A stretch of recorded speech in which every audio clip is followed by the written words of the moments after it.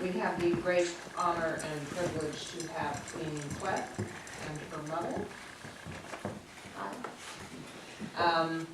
Here, and Queen Quet is the head of the Gullah Geechee Nation, and she's going to explain some of that heritage in this area that is very important to the culture in this area, really between up to Myrtle Beach and down through here.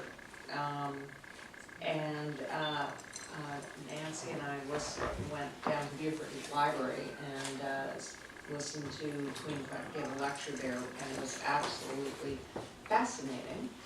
So we thought it would be a great idea for you to be as fascinated by her as we are. She is an incredibly bright woman. She graduated from Fordham and Columbia. She's a mathematician, computer scientist, and was raised here in St. Helena, and was raised in St. Helena Island, which is one of the Sea Islands. And I'm going to leave it to her to tell you the rest of her amazing history and the culture of her people.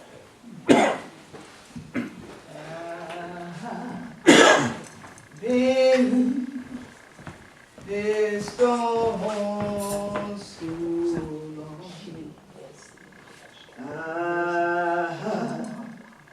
Been in this your storm so long, crying, Lord, Lord, give we more time for pride. I've been in this your storm so long. Oh, this your honey time. Oh, this your honey time, crying, Lord, Lord, give we more time for pride. I've been in this your storm so long. Plenty of time. Your children come here now. This your place. Now call this your Carolina. Rakiona. And Tifri. From Akebula. Even such a thing tall. Igbo, Mandinka, Maleke, Yoruba, Gola, Easy, Mendi, Temni, Feet, Ibibio, all our words in our children. What we there? There, get it. Then Kusabo. And you ever see anything like that? Call all this shit. Chill. So this should be. We get it. Carolina thing. We get it. Then I also call this ship. Yeah. And then I call this ship. Carolina board. And red always. And had we cast on him in this ship. We call see how we call it. All up on this ship. Raise you. One of you and crack the people on the deep. This ship wouldn't be going on. Right now. But even we wouldn't know how to do this shit. Every night children. We're going to walk around from way across. In Europe tells how. We're going to know this shit. That's why come on, Kibula. Carry you up, throw you down. They shall see outside. But they did. 100 came. Plenty of you still are there. Been there. Anybody know we told out? But when people leave a kind anything like that, they look on them like 100 children to do this shit there. So instead of cracking teeth like this shit, they might say, good afternoon, how are you? Because you're looking at me a little strange. ¿Qué pasa? ¿Cómo está? Je parle français. None of this helps these people. Only prayer. Maybe we need a prayer line. Okay, does this one work? Yes. Ah, yeah. Oh, now I got the right one. Or should I say, hi, y'all? All right. Now I know which one's working here for this group. So a lot of times today when people come to areas like this one, in particular, Brays Island, come on to the Sea Islands, anywhere between Jacksonville, North Carolina, and Jacksonville, Florida, because of the way things, as some would call it, have developed, okay, the way that people have built and overbuilt much of this coastline, people don't realize they built on history. are built on our story. And so as Gullah Geechees, our ancestors have been in this region since the 1600s, all the way up to today. Still a crackety like this, thing like that. So Hona Yedide, Hona Yedide Gullah language. So we still speak our own language, which is Gullah. So if you hear that language, leaning forward doesn't quite interpret it, right? Squinting doesn't quite do it, all right? It's a totally different language. So those who even said, I'm sitting up front to hear, nothing happened to your ears, all right? This is just our language. And fortunately, you have a chance to hear it. But as I said to you, many Gullah Geechees will not speak our language to people anymore when they come into this area. Because when they spoke our language to folks that were visiting, coming in, people who enslaved our ancestors on the plantation, they often would say, well, those people are ignorant. They're backward because they speak that other way. Well, if I speak French, would you call me ignorant and backward because I spoke French in addition to English? He said no. You're the only one that said no. I don't know, but the rest of them did not say it. Okay? If I speak French, I speak Spanish, I speak German, I speak anything else in addition to English, generally means I'm bilingual, right? Trilingual, multilingual. And please put away cell phones and turn them off, please. And so, if that is the case with any other world language, why would it be that you encounter an African language and then say, well, they're ignorant because they speak their own mother tongue? But that's what people did.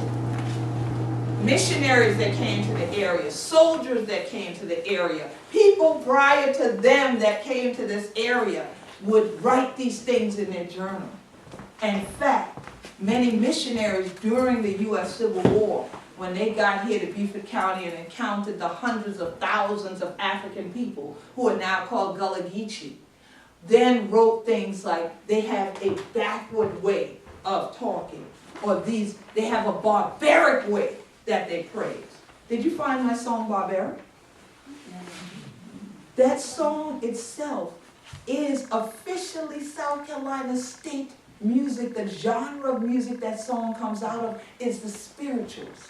The spirituals are the official music genre of South Carolina and of the entire Gullah Geechee Nation, from Jacksonville, North Carolina to Jacksonville, Florida, and 30 to 35 miles inland to the St. Johns River. And a lot of times, if I've had enough Gullah Geechees and singing there with me, you'll get enough See, since y'all couldn't get the language, I would expect you to get that little rhythm with me. All right? And so, a lot of times when people come to the area now, because people have been degraded for so long for speaking their own mother tongue, for singing songs that their ancestors created while working in, what's this stuff?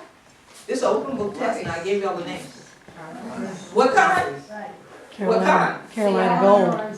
Carolina Gold. There we go. Say it again. Carolina Gold. There we go. Carolina Gold. Can we all say that? Carolina Gold. That's our specific hybrid of rice here. That's our specific species. Now somebody was trying to name that this.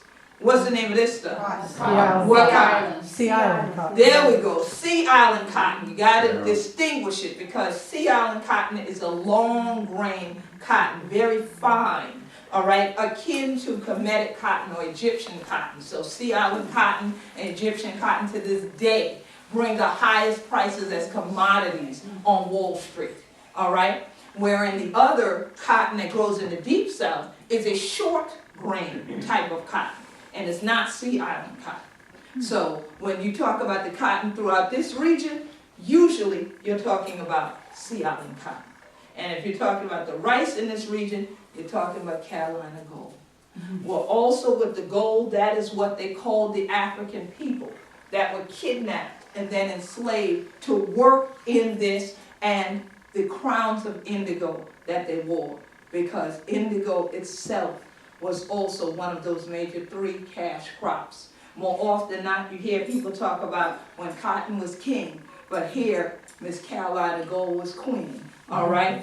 And so indigo just made out the rest of the royalty.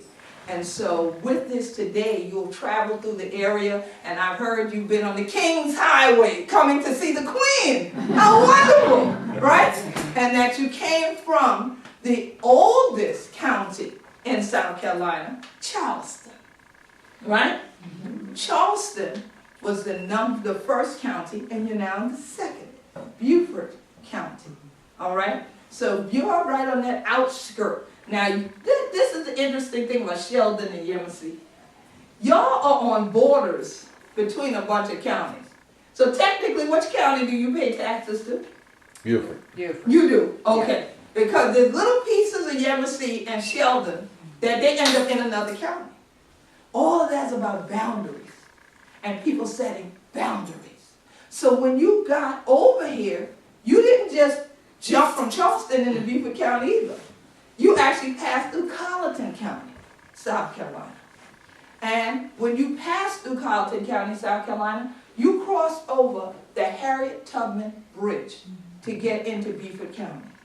You literally passed over a legacy of our story that comes from someone who was not a native Gullah Geechee, but who actually, with a bounty on her head, came south during the period of chattel enslavement, when the cotton was high. I can't tell you whether the fish were jumping or not, all right? But the cotton was definitely high when, as we would say, the big shooting thing like that at the start, or as you would call it, the U.S. Civil War began. And as the Southerners still call it, the War of Northern Aggression, okay? When that started, Harriet Tubman, Armanita, Harriet Ross Tubman, Harriet Tubman Ross, Mother Moses, she came southward to be a part of the fight for freedom of the people who were enslaved here. When she got here, she did a little bit like y'all did. When the people spoke to her, she kind of leaned in. Because although she was another woman of African descent, she wasn't Gullah Geechee. So her language wasn't Gullah. But when she started singing the songs, the people could connect to her and connect with her spirit. She went along the Combahee River, especially on June the 3rd, 1863. It was a critical day. She went on the Combahee River with Colonel Montgomery. And actually, there was a raid, they called the Combahee River Raid. And that was a critical turning of the tide in that Civil War for the Union side. Harriet herself was part of the Union because she'd been mustered into service as a nurse and a scout on another sea island here in Beaufort County, which is Port Royal Island. There's a place that was Smith Plantation that, just like with Brays Island where we are, was a sea island cotton plantation. Smith Plantation is now where the Naval Hospital base sits when you go to the town of Port Royal. That became Camp Shaw, Camp Saxton during the Civil War. There were other women there that were Gullah Geechee though, like Susie King Taylor, that also worked with Harriet to heal the soldiers. But Harriet herself was also a soldier. The interesting thing was Harriet also was a businesswoman downtown Beaufort, which the city of Beaufort also sits on the island of Port Royal. So am I confusing you enough yet? There's a town of Port Royal on the island of Port Royal in an area they call the Port Royal region. And you're now in the Port Royal region, which is part of the Low Country, which is part of several of the sea islands, which make up the Gullah Geechee Nation. You got all that? And we're called the Low Country because ecologically, we are technically below sea level. So just before all this started, I looked out there along with Patrick and Miss Appleby. We walked out there along the water, and then it dawned on me. I said, well, I see where the tide comes right now. But during the hurricane season, how far does this tide come in? And Matthew came on land to visit us. So I wondered, how far did the water come in? And they said, well, only till we got to the bluff. Well, that's a common thing that you'll read and hear in this region. because you wonder, well, how come the African people, the Igbo, the Mandinka, the Malinke, the Yoruba, the Gola, the Gizi, the Mendi, the Temne, the Efik, the Ibibio, the other African ethnic groups that were enslaved in this region, how come they had a different language? If I'm from Virginia, Maryland area, DC, that I heard some people hang out in, you know, and go around and visit houses and museums and look at fine things like Fabergé eggs and whatnot. We won't talk about anyone, but I just heard that some people go around doing that, but we're not going to talk about that right now. But anyway, you might say, well, they don't sound like this. How come these ones sounded that way? Well, as many linguists have said, one, it was because of the fact that we were isolated on the islands. There weren't usually any Anglo people staying on the plantations of the Sea Islands, or it was rare to be one or two of them, and there were thousands of African people. So therefore, we were the majority, and as Peter Woods wrote his book titled, Black Majority, the Gullah Geechees were the majority in this region all the way until the latter part of the 1970s and into the 1980s. From the 1600s. So when you talk to most Gullah Geechees about tide and water and the flow of it, we know that that has everything to do with how our traditions, our culture, and our day goes. Everything for us is about the tide. So the same missionaries who wrote about how we talk, they also wrote about, well, I can't get certain people to do work because they're saying there's something to do with the tide. What does the tide have anything to do with her cleaning the house? This is so ignorant. And I was like, no, the person doing the writing is ignorant because even as the tides change, usually there's a moon shift with that, and that affects the body.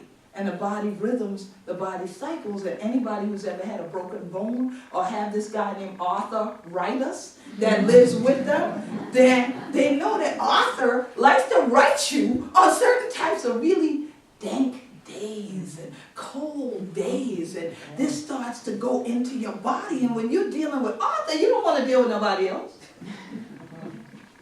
But our people knew this, didn't explain it. One thing about Gullah Geechees, they really don't use a whole lot of words. They give you proverbial sayings and go about their business. You say, well, why you do just live? Huh? You hear what I say? That's it. Okay, why get that? You don't stand there and say, well, why do I need to go? And they're not listening to all that. You just go and get what they told you to go get. You get the lesson by living. So our lessons of living have shown us that when these tides flow in and out, they bring different things. They bring different energies. And they can be beneficial because they may bring in a lot of shrimp and fish and things like that, because seafood is still one of our #1 industries here, along with agriculture and tourism. Those three are the tops. But then it can also bring bad stuff because a tide that's churning and there's too much wind blowing can also be stormy, and it pulls out more things with it when it goes than the regular tide just rising. So when Matthew came to visit, I wondered, did he take anything from here? But fortunately they said, no, just a little grass, and he left us some sedge up on the grass, but he didn't come all the way up to the house because we had that bluff. Anybody here ever heard of Bluffton, South Carolina? It got that name because it was a town high on the bluff. The people who were trying to enslave Gullah Geechees in Sea Island cotton, indigo, and Carolina gold, rice plantation, Trench Island as we would call them, as y'all now call it Hilton Head Island. During the so-called malaria season, they went to the town high on the bluff, Bluffton. Some of them are trying to escape Hilton Head now for Bluffton. I don't know how they're going to do it, but people are trying. And so these bluffs are also along that other island I mentioned. What was the one I told you there's a town and the region and everything? What's the name of it? Port Royal. Port Royal, the island of Port Royal, the city of Beaufort. The reason you can go down Bay Street and see all those historic homes sitting up there is that was their bluff. So there were no units to turn on back then and, oh, it's hot, click on the wall. There was nothing on the wall to click. There might be mosquitoes on the wall, but it was none of that. So people built their homes in what we call low country architecture. It's a whole set of studies that go with just the way our buildings are put together down here, so that you could get nice cool air circulating through homes like this one, you see. So welcome to my house.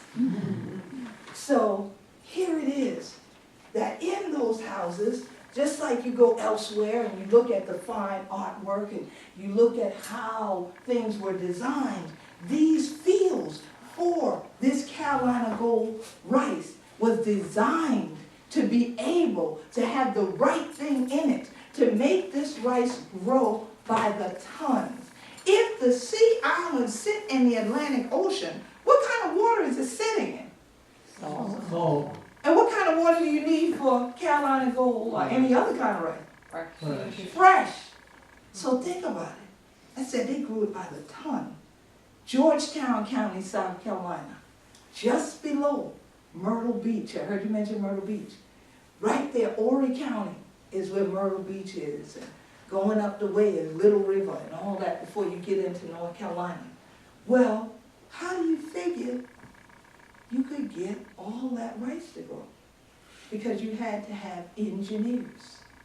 You had to have people with the skills and the mind that knew how to create rice dikes and trunks, knew how to create cisterns to catch the rain, and so that they could channel fresh water into the places where they were growing the rice, while also keeping the salt water out, because you also don't want it to become, as we call, brackish water, where they blend together. Because once again, this can't grow well in that environment. The same thing about the Sea Island cotton. They took it to the deep south. They tried to think they could grow this variety there. It won't grow well there. So I often tell people these two are opposites, all right? Because this one likes the salinity in the air. It makes it finer as it grows. And this one is saying, you keep that salt to yourself, all right? I need some fresh to drink, and I'll grow taller, I'll grow in more abundance, and I'll add to the beauty here. And then Indigo said, well, you know, cotton, Sea Island cotton, you're all right, but you're a little boring once they turn you into clothing. But you're not boring if I can come along and add a little color to the day. And so Indigo became something that, again, just like in the motherland, was a major crop that was grown here, but then often shipped to England and to various places like Manchester, all right, where they had major textile industries. And even when I would say big children didn't Minnesota and things like that, this shit did finance the war. So this helped finance the Civil War, because people were picking Sea Island cotton and even selling it to boats and ships that were heading to England with the stuff. England's looking like, that ain't our fight. They don't have nothing to do with us. We still need products. So whoever could ship it and sell it to them, then help with the war effort, one might say, at that time. So I always tell people, if you come to the Gullah Geechee Nation and you don't eat rice, I actually don't know what's wrong with you. Okay, that's the first thing. All right, because we can eat rice for breakfast, lunch, or dinner.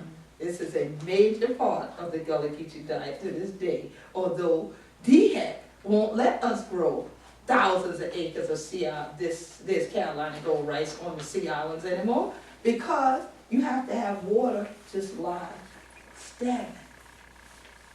And you know what comes with that, right?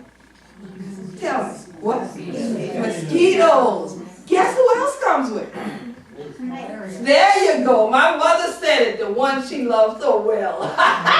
Snake. Cottonmouth rattlers. They love those fields. They had rice birds, they call it bobolinks. They love those fields too. So Gullah Geechees, one might say, well, how in the world, and during the Civil War, did the first South Carolina volunteers go in there? How did someone like Harriet Tubman go in there? How did African people who were considered chattel and property, just like these items, go in there and know how to fight? How did they fight? Did they train them? Did they have to go through trainings with, guns and arms? No, because they already had guns and arms. They had their guns and arms to protect their fields, usually already from bobolinks eating up all the rice, because it's a what? Cash crop. So as much as we love to eat it, they didn't want you eating all of it, because that was the money maker. But the same way the Carolina gold is gold, so were the people. The people were called black gold, black cargo.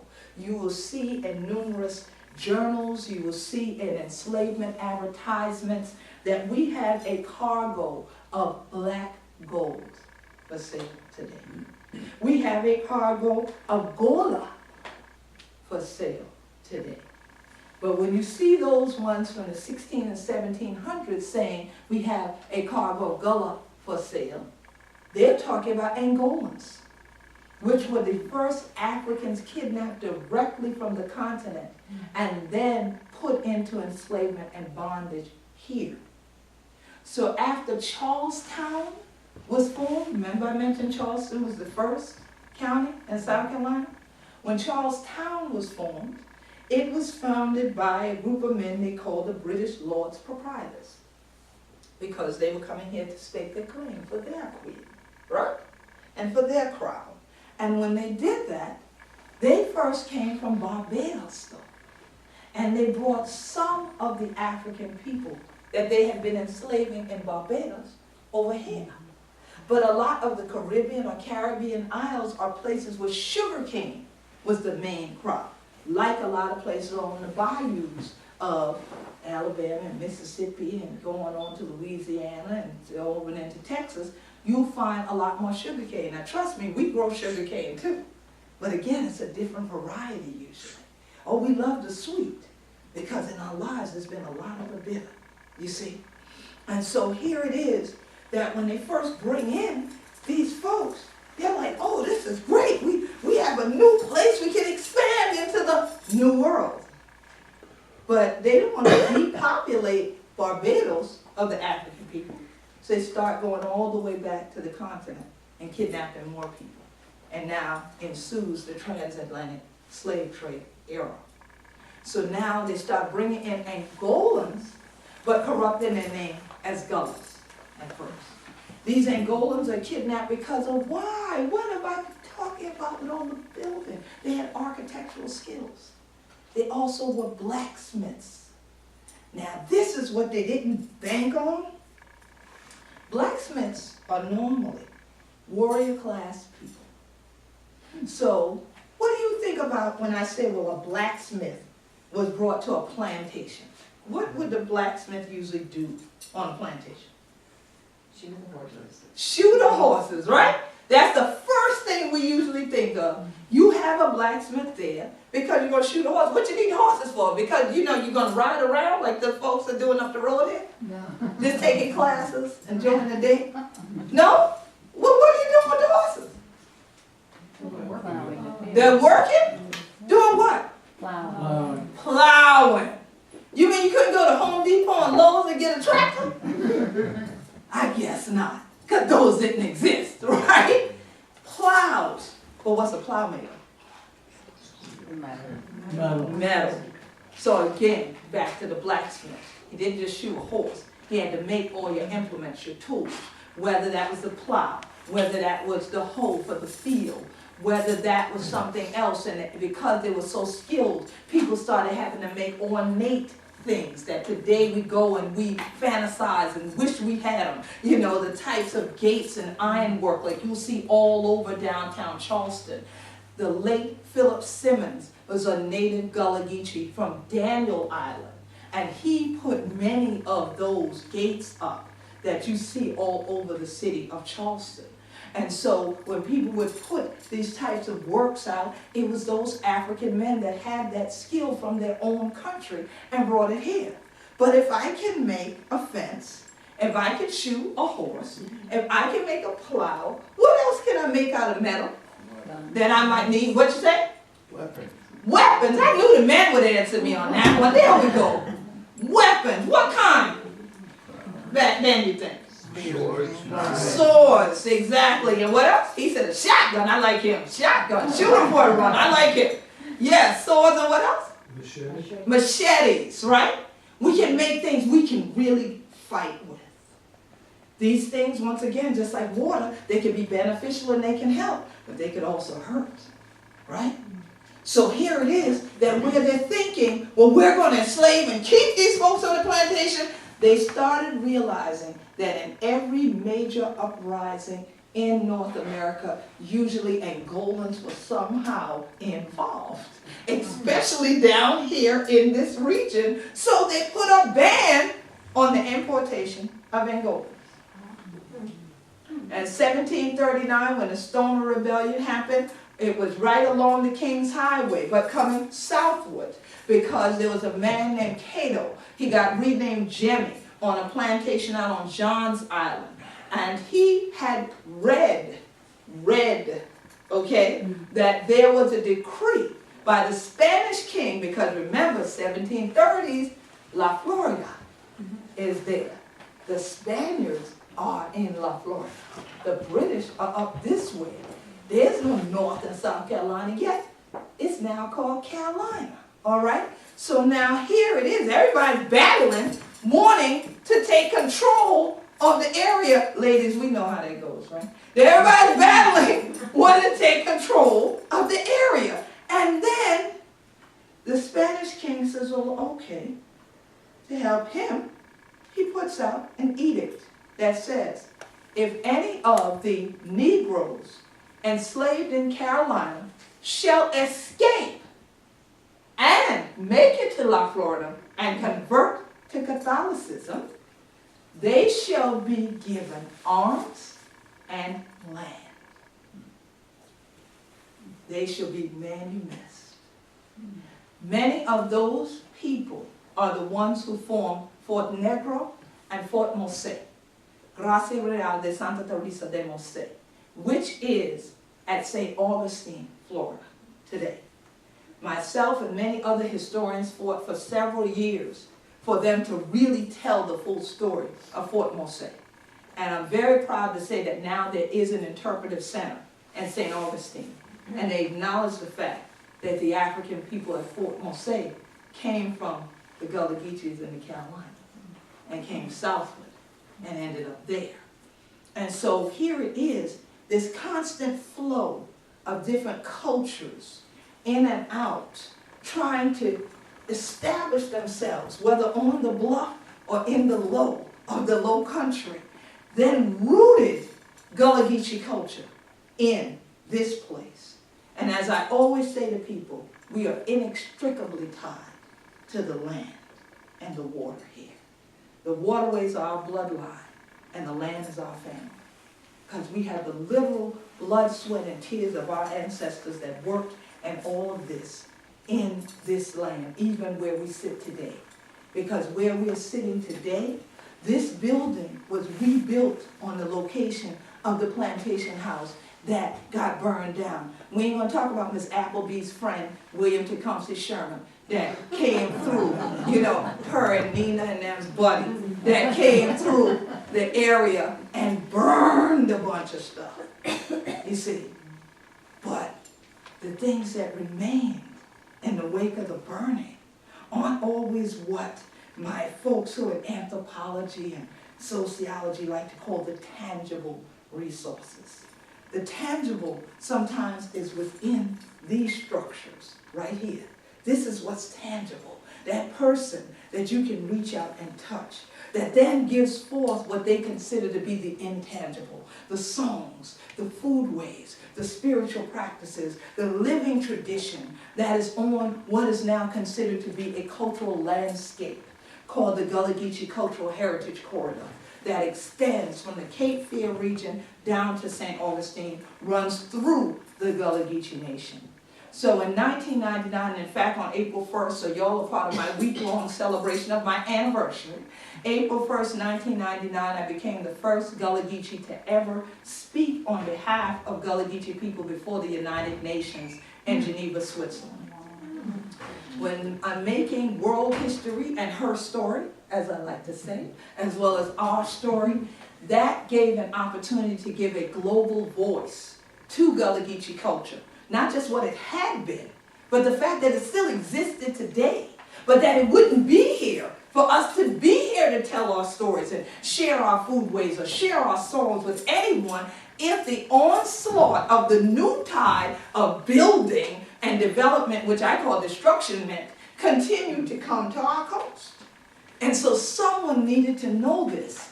And since people in the U.S. Congress weren't listening while we were trying to get the Gullah Geechee Cultural Heritage Act passed, when I left the country, suddenly when I got back, they all had my phone number.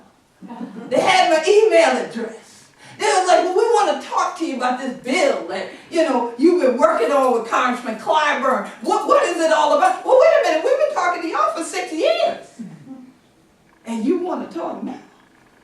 But somehow, when once again we thought, there we go again, the bill's going to fail again, you got to start over again, I get a call that says, that bill passed in the final hour of their voting the night before.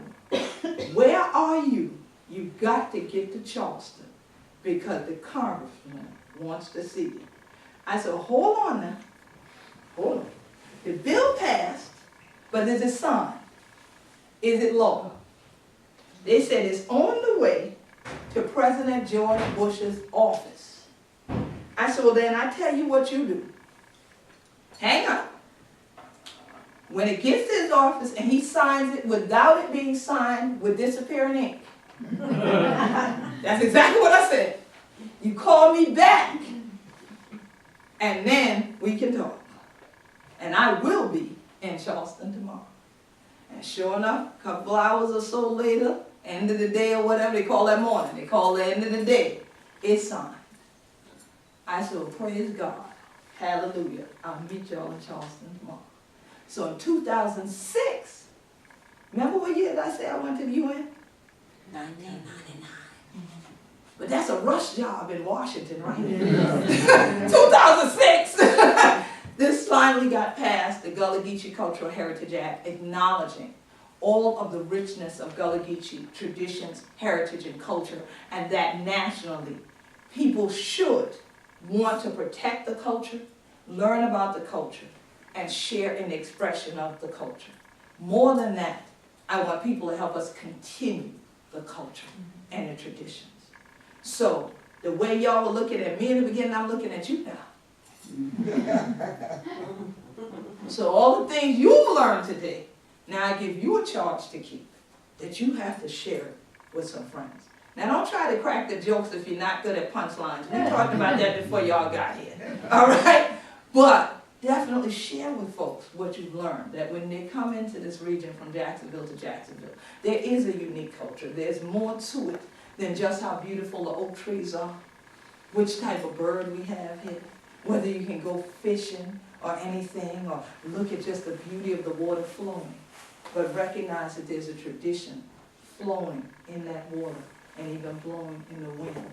And if you sit between the branches or underneath the branches of any of these oaks, and you tune in with your spirit, oh, you'll hear some stories, even more than what I've been able to share with you today.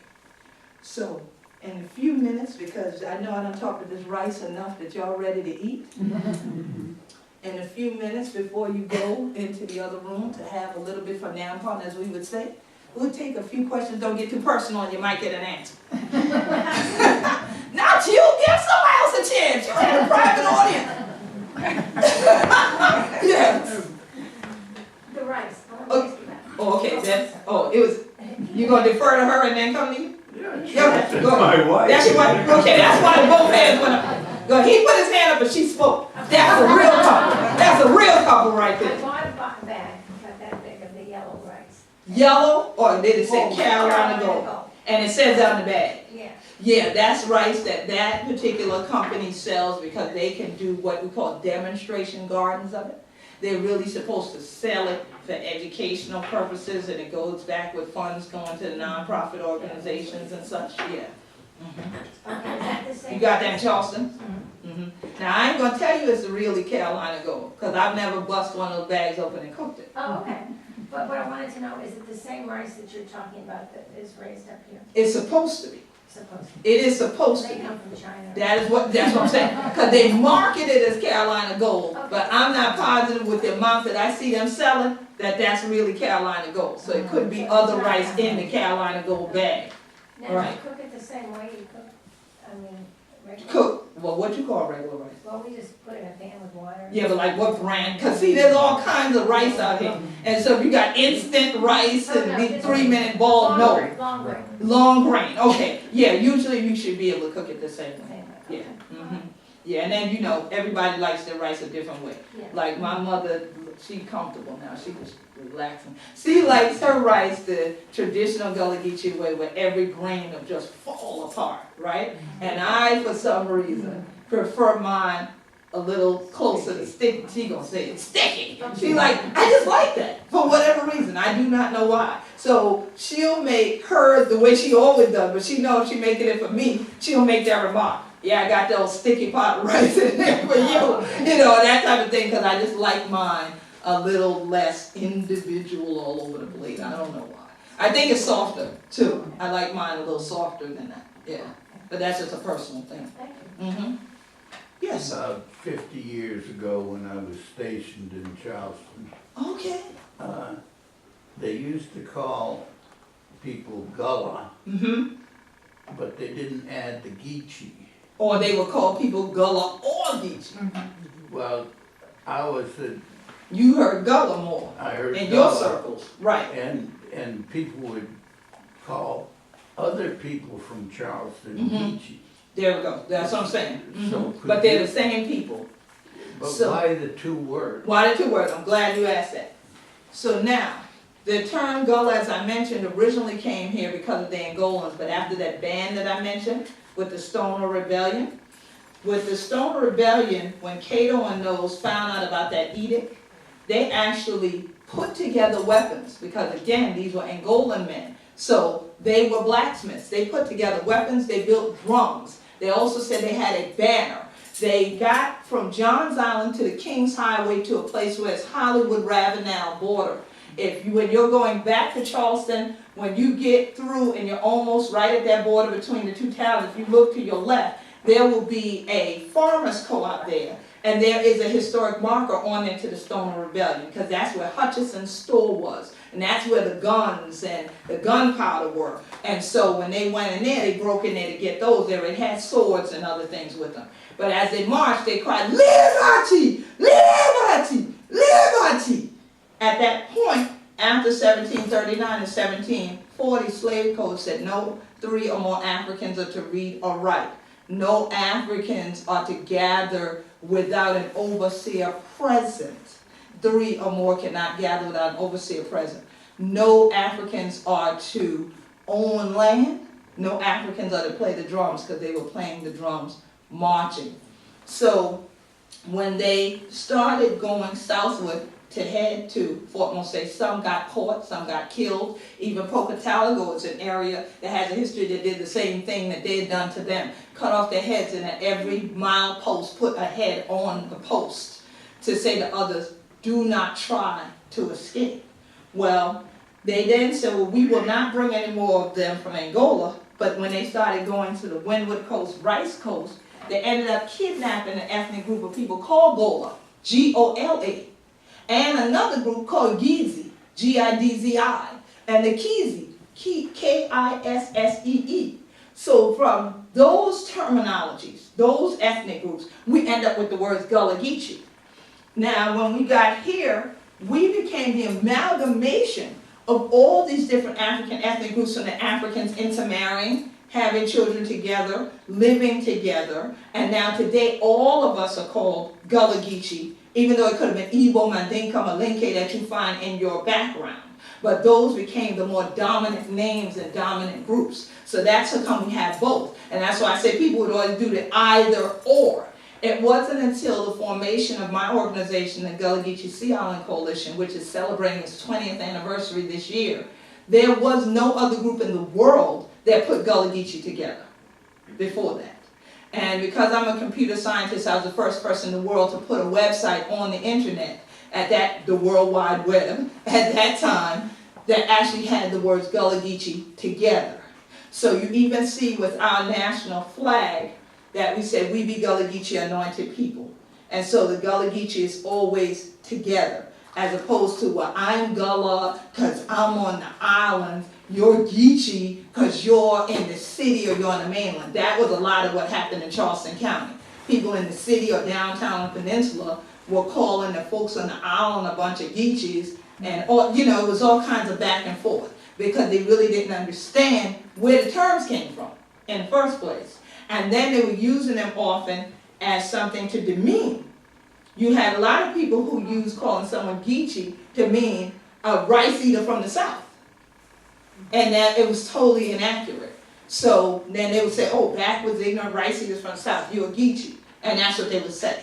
So you'll find that there are even older people who still, they kind of do this. They're native Gullah Geechees, but if you say, "Oh, you're a Geechee," they kind of tighten up at first because they don't know, are you trying to insult them? Or are you trying to just ask if this is their ethnicity? Because we've gone through so much of that. Remember when I said we like the sweet because we've had so much bitter? Yeah, so that's that's in there, yeah. So now, any unmarried people got a question? No? I'll go to my buddy back here then, go ahead. Was Robert Smalls of Gullah Geechee? Yes! What you know about Robert Smalls? Which Robert Smalls? From Beaufort. From Beaufort. There's a few Robert Smalls from Beaufort. But I take it you mean the Gullah statesman, Robert Smalls, Right. who actually was in the South Carolina General Assembly. Yes. Robert Smalls, his mother was Lydia, who was actually born on Ladies Island. And then Lydia was enslaved in downtown Beaufort on the island of Port Royal, all right, at the McKee Plantation. And Robert Smalls got rented out as a pilot on the port in Charleston. And that was a Confederate installation during the Civil War, as he was a young man, and where Beaufort was Union occupied. And Beaufort is now part of a multi-site reconstruction national monument, so that people can come here and learn more about that era of time as well. Well, Robert Smalls was aboard something called the Planter. And he worked there, he studied, he watched, he paid close attention to what was going on with everything on that ship. So he finally let all the other Gullah Geechees know that were aboard that when these people take furlough and they go off into the city, and many times the African people couldn't, you had to stay on board your ships because of the, quote, Negro Seaman Act. You weren't allowed to come into the city because they thought you'd have news of escapes and uprisings and you'd tell everybody. So they'd rather you stay there or they put you in jail downtown. I'd like to do that to some people who come off the cruise ship sometime.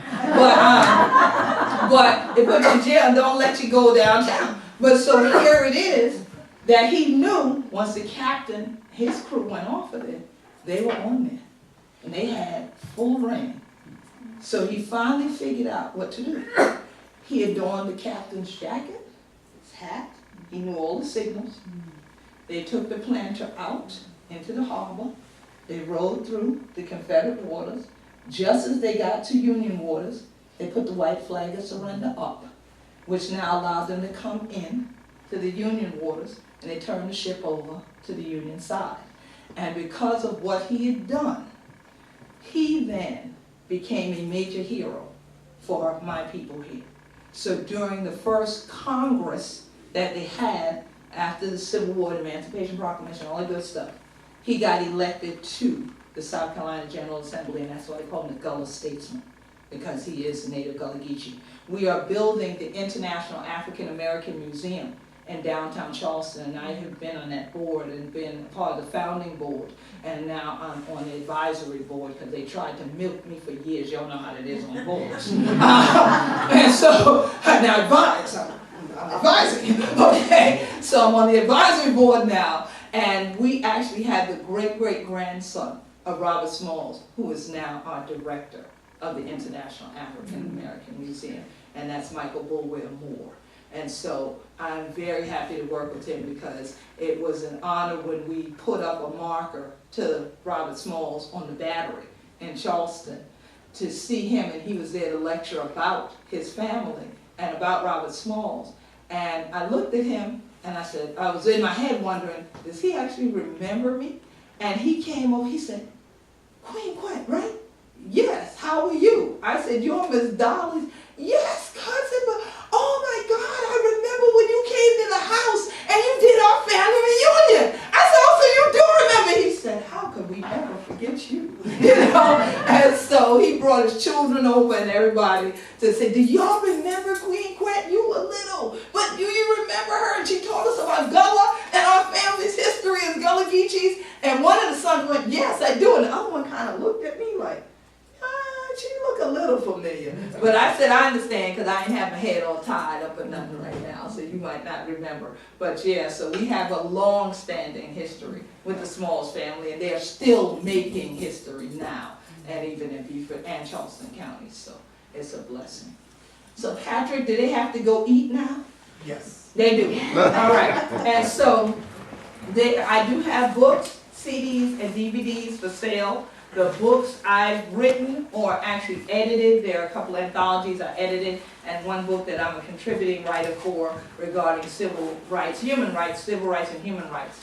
And so if you're interested in purchasing any of these, you can come forward. I take checks, cash, or you can use your phone if you get a signal to do PayPal. But we can't do any card swiping here because we have no signals here.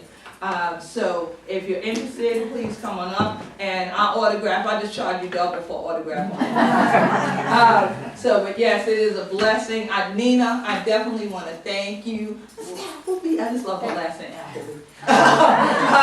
And so I thank y'all so much for supporting me by coming out to USCB to Book Sandwich Inn and then bringing me here. What'd you say? I'm hoping we can get you out again for the Brace Island plantation. Yes, someone already emailed me, so I'm going to give y'all the name of who that is so you can follow up on that. But I'm hoping to hang out with some people at Hillwood. A low country girl can go to the hill too. I come up to the hill a lot, so I need to hang out at Hillwoods too. Look at some Fabergé eggs myself. Absolutely. So you all enjoy the journey, and I hope that as you travel back up the King's Highway, that you remember the Queen, and always remember, Hunter must take care of the root for heal the tree. So I hope I've given you some tools to just dig a little deeper in our story while you're on your journey. Peace and blessings. Thank you.